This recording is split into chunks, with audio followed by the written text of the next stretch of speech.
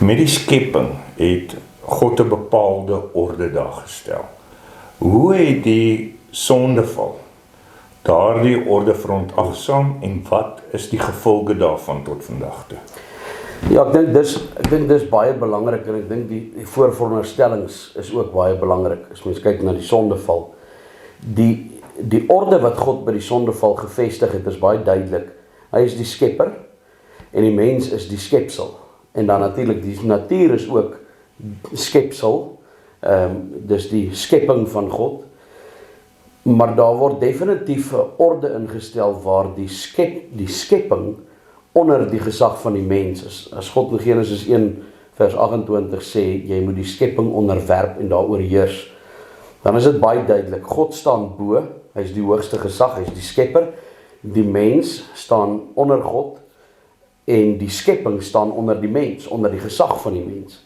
Meer spesifiek nog, wanneer die man Adam in die tuin van Eden gestel word en Eva nog nie geskape is, die Genesis 2 beskryf die skepping van die mens meer spesifiek en meer breedvoerig, dan het Eva nog nie bestaan nie, dan word aan die mens die opdrag gegee, van watter boom hy mag eet en natuurlik van die een boom waarvan hy nie mag eet nie.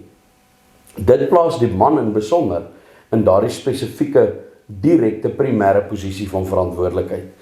So jy kry 'n orde waarin God bo staan, die man Adam onder die gesag van God, die skepping onder sy gesag, en wanneer Eva dan gemaak word as hulp, word sy gelyk met Adam gemaak, vlees van sy vlees en been van sy gebeente, van dieselfde wese as wat Adam is, maar langsom as sy hulp.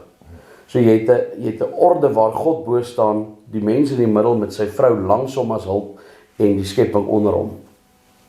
En dis baie belangrik dat wanneer die sondeval gebeur, dat daar vir ons beskryf word dat die Satan baie spesifiek in die vorm van 'n slang na die mens toe kom. En as jy dit lees soos wat sommige mense dit wil lees, as 'n mitologiese verhaal of as eintlik 'n simbool vir iets anders wat eintlik gebeur het, en jy nie Genesis lees soos wat hy vir ons aangebied word as geskiedenis nie, dan mis jy baie. Want daarin sien ons hoe die orde van God omgekeer word met die skepping. En daarin sien ons hoe groot saak die sondeval is. So, wanneer die Satan in die vorm van 'n slang na Adam toe gaan, of na Adam en Eva toe gaan, dan is dis die eerste belangrike ding om daarin raak te sien, dat hy kom in die vorm van 'n deel van die skepping, wat onderworpe moet wees aan die mens, en dan in die tweede plek, dat hy nie kom na Adam toe nie, maar na Eva toe, wat nie in die direkte lyn van gesag staan nie.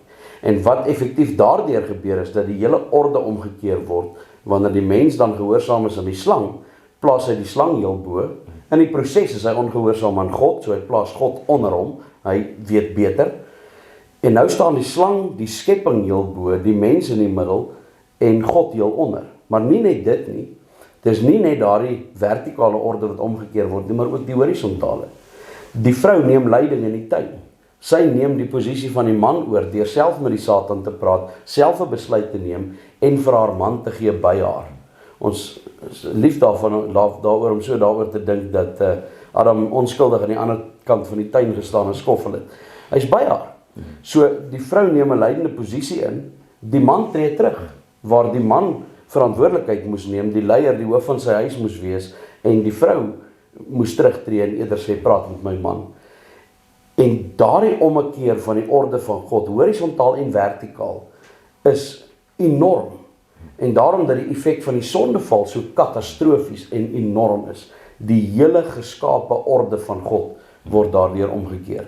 En dan natuurlik is die effek daarvan verder, dat dit nou die mens se natuur word, om die orde van God te wil omkeer.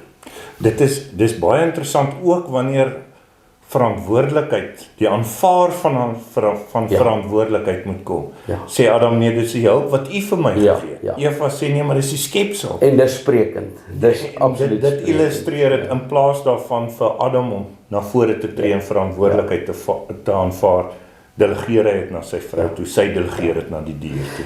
En die verantwoordelikheid rus natuurlik by Adam, daarom dat daar in die Nuwe Testament ook gepraat word van Adam as die eerste sondaar, die eerste mens wat gesondig het.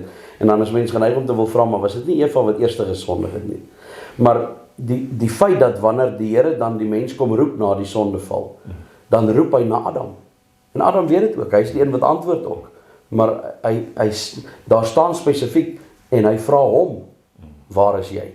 En hy antwoord, ons het weggekry, want ons is naak. So, dis baie duidelik, Adam was die een wat verantwoordelik was, moes wees.